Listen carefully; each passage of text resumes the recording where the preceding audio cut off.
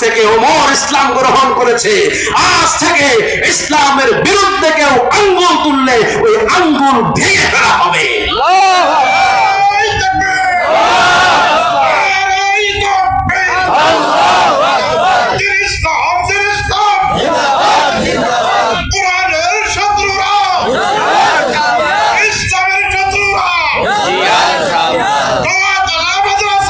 জিন্দাবাদ জিন্দাবাদ। এখনো ওমরের সৈনিকেরা আছে না নাই? আছে।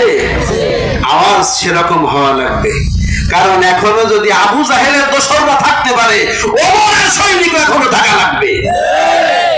যখন ওই আবু জাহেলের সৈনিকেরা এসে ইসলামে বাধা দেওয়া শুরু করবে, সাথে সাথে ওমরের সৈনিকেরা উঠে ওই কাফের মুশরিকদের দোসরদেরকে একটা